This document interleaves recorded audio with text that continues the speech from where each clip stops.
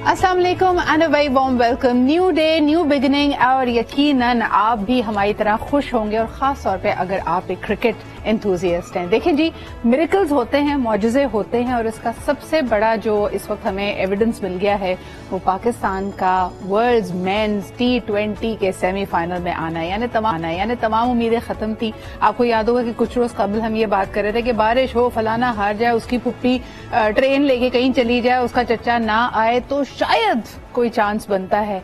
लेकिन can you believe it, we are on the top of that table. यानी it is unbelievable how it has happened, और यानी हम semifinal पे यकीन नहीं आ रहा।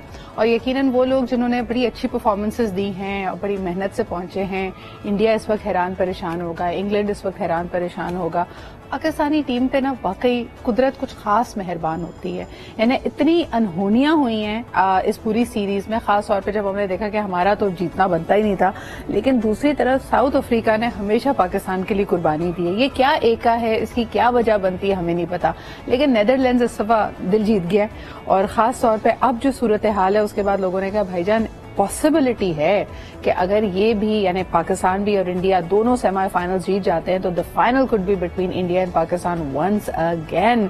सर, इस वक्त गुफ्तगू करते हैं। हमारे साथ इस वक्त सोहेब अलवी साहब मौजूद है, सीनियर क्रिकेट एनालिस्ट हैं, जानते हैं क्रिकेट के बारे में। सबसे पहले तो मैं उनसे करना है, अस्सलाम वालेकुम and a very good morning Shoaib साहब।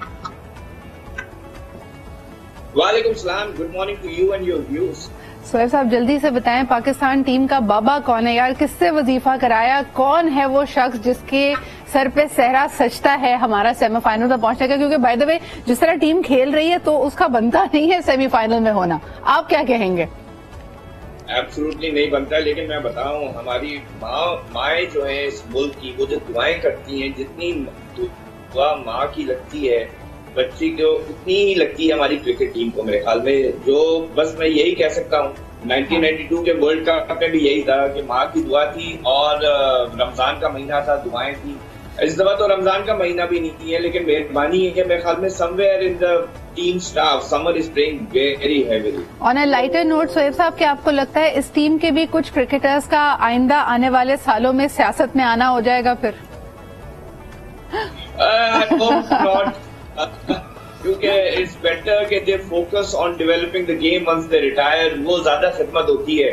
सियासत में तो मेरे ख्याल में कोई भी आ सकता है, इतना मुश्किल काम नहीं है, लेकिन क्रिकेट को डेवलप करना और प्रमोट करना वो एक क्रिकेटर बेहतर कर सकता है। चले, इस पे आपका मेरा इख्तिलाफ अपनी जगह रहा कि सियासत का आसान काम नहीं है, और खासतौर पर पाकिस्तानी सियासत तो बिल्कुल आसान नहीं है।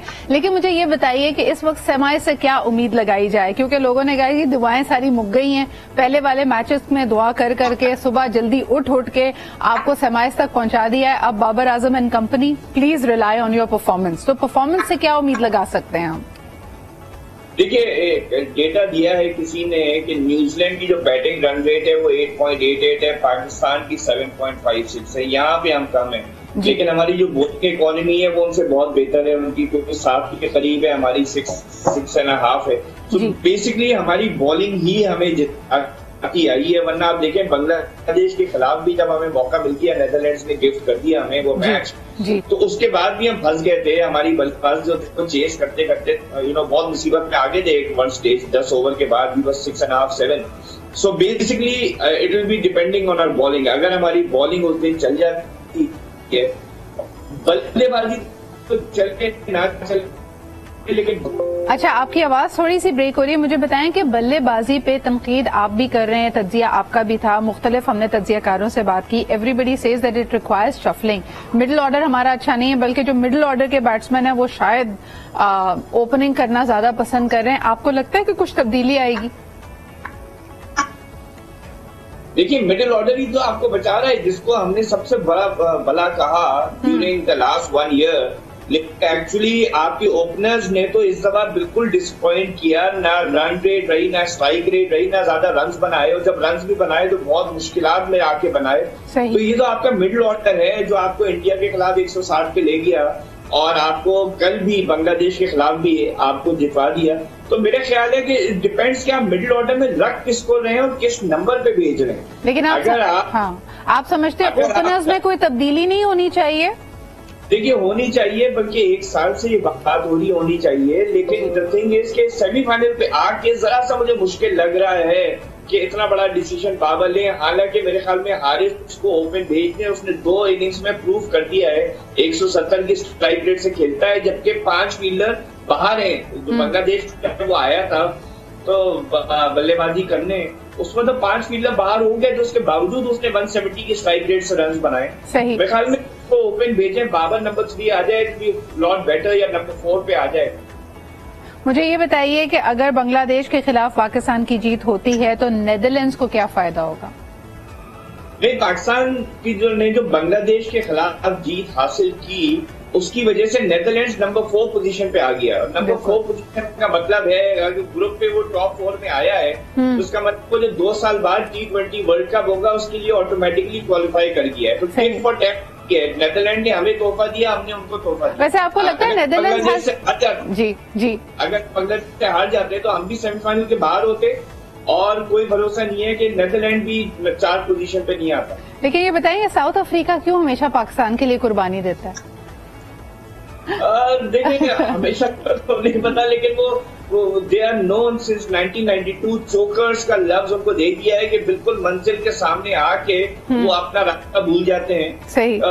ये unfortunately is more to do with South Africa than anything to do with Pakistan. They got a history of choking, या तो सेमीफाइनल में हार जाएंगे या राउंड मैच में हार जाएंगे, और बड़ी करीब आके जीत के करीब आके हारते हैं। सर वैसे आपस की बात है, ये तो रिकॉर्ड हमारा भी रहा है तो अब ये देखना है कि आगे क्या होने वाला है। कम से कम साउथ अफ्रीका आज तक फाइनल में नहीं पहुंचा है किसी भी वर्ल्ड कप टूर्नामेंट के, दैट इज द प्रॉब्लम। हम तो फाइनल में पहुंचे हैं, हम जीत भी चुके हैं आईसीसी ट्रॉफीज में, लेकिन साउथ अफ्रीका ने कोई आईसीसी ट्रॉफी नहीं जीती है। पता नहीं कॉमनवेल्थ गेम्स जीते थे 22 साल पहले। हम तो ऐसे सेमीफाइनल्स और फाइनल्स में पहुंचे हैं जिसमें हमें उम्मीद ही नहीं थी। मिसाल के तौर पे इस साल, यानी हमने तो सारे अंदाजे लगा लिए थे, बारिश की दुआएं मांग ली थी, लेकिन सर अभी भी आपका जहन कबूल कर रहा है कि Pakistan is in the semifinals?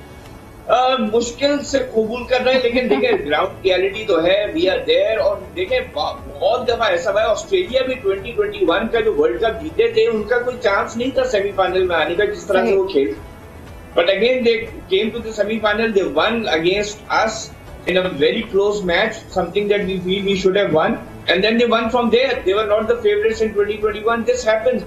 T20 cricket में especially, it's not the favorite or the best team that wins. It's the team who on that day plays the moments better, और who believe they can win that match. अच्छा, आपको पता है मैं आपकी बात से इतना रेजोनेट इस पर कर पा रही हूँ because over the weekend I picked up this book called the atomic habits, और उसके अंदर बड़ी शानदार इसने बात की है। जेम्स क्लेयर की किताब है, दुनिया भर में 3 मिलियन से ज्यादा कॉपीज बिक चुकी हैं, और अगर हमारे देखने वाले उसको पिक करना चाहें, उसे बड़ी इंटरेस्टिंग बात यह की कि विनर्स और लूजर्स दोनों का गोल एक ही होता है। यानी मिसाल के तौर पर दोनों ही एक मैच को जीतने की नीयत से जाते हैं, लेकिन एक टीम फातेह होती है और एक टीम उसके अंदर शिकस्त लेके वापस लौटती है।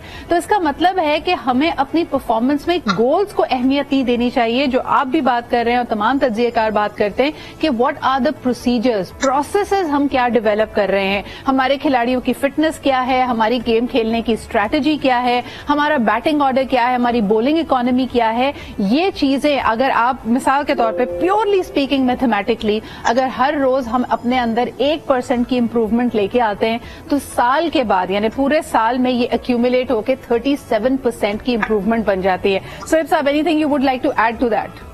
No, absolutely, you said it brilliantly। और मेरे कॉर्पोरेट वर्ल्ड में भी यही रहा है कि हमने ये कहा है कि अपने आप से जंग करो जी, अपने आप से बेहतर होने की कोशिश करो। जो तुम कल थे वो अगले आने वाले कल में बेहतर हो। और देखिए जब भी आपकी जो बड़ी अच्छी प्रोफेशनल स्पोर्टिंग टीम्स है वो 3-4 साल का गोल रखती हैं। वो ये नहीं रखती हमने अगला वर्ल्ड कप जीतना है, वो कहते हैं हमने बेशक वर्ल्ड कप नहीं जीतना है, लेकिन हमने यहाँ से यहाँ तक पहुंचना है। और ये तो आपने 1% की बात की, ऑस्ट्रेलिया का एक कोच था Bobby Simpson in the 80s, उसने अपनी टीम से यही कहा था कि मुझे 40% इंप्रूवमेंट नहीं चाहिए, मुझे 2% इंप्रूवमेंट पर सीरीज चाहिए। अब हर प्लेयर जो चीज बना रहा है वो 40 का सोचे, वो 100 का ना। तो सोएब साहब, अगर उस लेंस से देखा जाए तो there is a lot that needs to be done. यानी माशाल्लाह दुआओं से, चीजों से आप अपनी किस्मत की वजह से सेमीज में तो पहुंच गए, but Pakistani team needs to look at every match and see where they went wrong.